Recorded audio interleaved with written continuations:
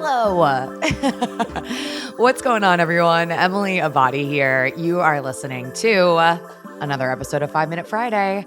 I am an excited girl. I'm an excited girl because it is 4 weeks right now until the Sydney Marathon, which we have been working toward for some time now. The build has candidly gone much better than expected, and I'm feeling really excited, not just for the marathon, but also because I've never been to Australia. So if you're watching this and you have tips for me, listening to this, and you have tips for me, recommendations, restaurants, places to go, etc., I'm going to be in Sydney and Bondi and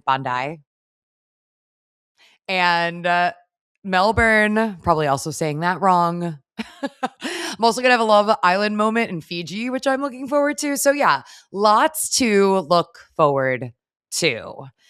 When I say that this marathon training build has been better than anticipated, something that I've really worked on a lot over the last few years, large in part because of the data that comes from different wearables, is monitoring my stress. So the body cannot decipher between physical stress and emotional stress. And that has really been brought to light for me via Whoop, Oura Ring, Apple Watch, looking at the different levels and readouts that I see about my daily stress. I, over the last few years, have also really acknowledged and embraced the fact that I am a sensitive person. I'm a sensitive person. I used to feel like when I was younger, this is a weakness, but I feel hard. And I now am at a place where I truly believe that I would much rather be someone that feels something really deeply than pushing emotions to the side. I digress. So, why I'm sharing that with you is that sometimes when I am embracing my inner sensitive gangster, I it impacts me a lot in that I'll wake up in the middle of the night and I'll be awake for an hour until the wheels stop spinning in my head a little bit. And I can then do some breath work and finally drift back to sleep.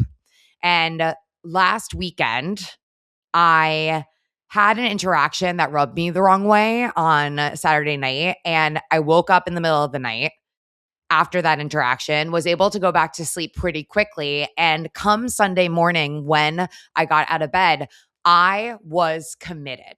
I was committed to recognizing that at any given moment, I am the person that gets to respond to my thoughts, that gets to respond to my feelings, and that I really wanted to find joy on Sunday. And so, what I want to do this week for 5 Minute Friday is share a little bit about what that looked like in case this is a journey, this is something that you experience as well sometimes. So, rather than allowing myself to spiral, I am doing something lately that I call, and I'm sure that there's a technical term for this, but it's joy spotting. So I am consciously looking around me in even the smallest moments and asking myself, what is it in my arena that can bring me joy? And on Sunday, I decided to action through a lot of the things in my routine that I know make me happy. So that meant as soon as I woke up, I made my bed in this certain way that I saw on Instagram somewhere. It's this new way that I've been trying that makes me really happy. And I was wearing pajamas that I really liked. And I walked into my living room and I made an espresso that makes me really happy. And then I opened a brand new journal. The starting fresh at any given moment, this is a metaphor for sure. I mean, you literally have the opportunity to start fresh at any moment. We don't need to wait for a Monday morning. We don't need to wait for the turn of a new year. But looking at a fresh page, there is just something that's so chef's kiss about that. And so I opened a brand new notebook to journal in. I am a huge fan of the Bear and Fig Confidant journals. I love that they are they're soft cover journal, and it is a journal that when you open it lays flat. So big shout out to Bear and Fig. And I journaled And then I went to go move my body and I went to the gym. And then after the gym, I took a nice extra walk around the neighborhood and I got my favorite iced coffee. And I walked by a restaurant that I absolutely love that makes really good shakshuka. And I thought about stopping to get the shakshuka, but then I thought, you know what actually brings me a lot of joy? Cooking. So then I went to Trader Joe's and I got all the ingredients and I made my own shakshuka and it was absolutely delicious. And then I got ready and I went to Fort Greene Park and I sat there and I read. It was so delightful. I read for a bit in the shade. And then I went to the track because last weekend it was the USA Championships for track and field. And I was around people that inspire me and friends, and I felt really connected. And then I got dinner with a really great friend. And I realized by the time I got home that day that I hadn't thought about the scenario that bothered me in hours. And I was so focused, so consciously choosing to be present where my feet were and focus on the joy that it was such a gift. I didn't have to work hard to not think about that scenario. And so I'm sharing this with you this week because it's something that has really impacted me in the past. And it's not all that difficult to make the choice that I'm going to focus on the joy. The first few times, I will not be the person that tells you that it's easy. Certainly not. Again, sensitive human over here. I get it. We have big feelings. But what you then have the opportunity to do is ask yourself, what is it that I can do in this moment that is good for me? What is it that I can do right now that gets me to where I want it to be? And for me, where I want to be is in a place of control. I want to be someone that is focused on good. I want to be someone that knows her value and stands firm in who she is. And I know that now more than ever, I get to choose joy. I get to look for these special moments. Someone said something to me a long time ago, and I always bring it up when I'm talking about joy spotting and I'm talking about having a joy list and doing the things that make you happy. You can be a pessimistic person or an optimistic person. And the difference between those two people is that maybe you are eating a breakfast at a cafe and you look to your left and there are two things simultaneously. There is a puddle of dirty water on the ground and there is an elderly couple crossing the street holding hands and they are so happy. You can be the person who notices the dirty water on the ground and that's all that you see, or you can be the person that sees the elderly couple crossing the street. And I want to make conscious choices in my life that I am dialed in on the good that is around me instead of the dirty puddle of water. So, yeah, I mean, when I tell you the story about how I went through my Sunday and I was finding all of the good things that brought me joy, there have been so many times in, the last decade of my life that it felt like I was incapable of doing that. It felt like I could not focus on joy because I had so many thoughts swirling in my head. But the reality is that you get to choose how you respond to your thoughts. You get to choose how to respond instead of react. And so I hope that me explaining this to you empowers you to seek your own joy and understand that you get to have that response. Yeah.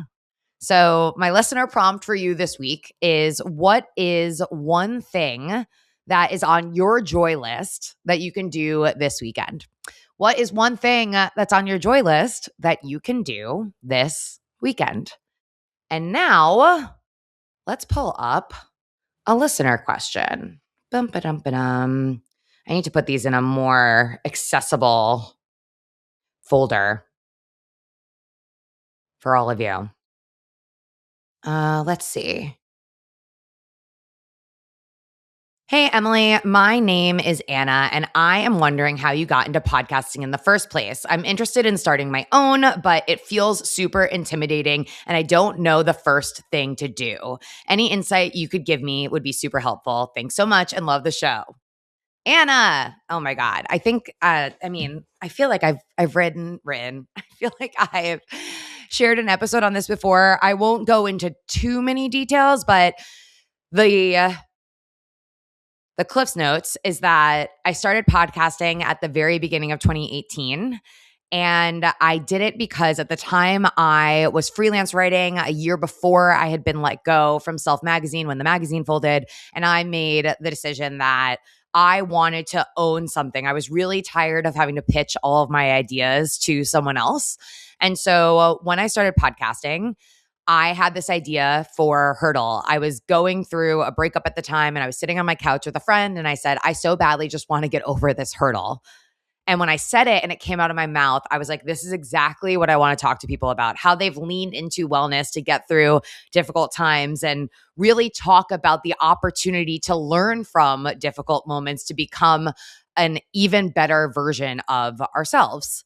And so I didn't know the first thing about podcasting when I started podcasting. I asked people that I knew had podcasts at the time if they would give me 10, 15, 20 minutes of their time so that I could ask them as many questions as possible. And I think the biggest piece of advice that I would give to someone who's interested in getting into podcasting is one, just because there are a lot of podcasts doesn't mean that your voice can't be valuable. Every single person brings something special and diverse and unique into the field. There is only one you. And don't overcomplicate it. So when I started, Hurdle was a bi-weekly podcast. There were times over the last 8 years that I was publishing as much as 3 times per week. Now it's twice per week on Tuesdays and Fridays. And in that act of not overcomplicating it, you don't need like too many fancy things. So I started for about 2 years just recording with, I think, a $60 or $70 Blue Yeti Snowball microphone. And that was great. And it worked for a very long time. And then as this became more of something that became my full-time thing, I started investing more into it. So don't let the unknown and thinking that you need all of this jazzy and special equipment be the thing that holds you back from giving it a whirl. And the last thing I will say is that you want to, from a get-go, establish a reasonable expectation with your listener. So what I mean by that is when I started, like I said, I was coming out every other Monday, I think. And that was what my listener could expect. They knew that every other Monday, a new episode of Hurdle would come out. I don't remember what the statistic is off of the top of my head, but I want to say exceeding 90% of podcasts, like they make less than 10 episodes. This statistic is so wrong that I'm giving you right now. But basically, what I'm trying to tell you is that a lot of people start podcasts and don't keep going with it. And I think it's because the fire dies out. They realize they're not that interested in it, et cetera. So start a publishing cadence that you feel like is attainable for you and stick with it. That way your listener knows when they can expect to hear from you, period. I hope that's helpful. Always here to chat podcasting. Wow, speaking today. Always here to chat podcasting with anyone who wants tips.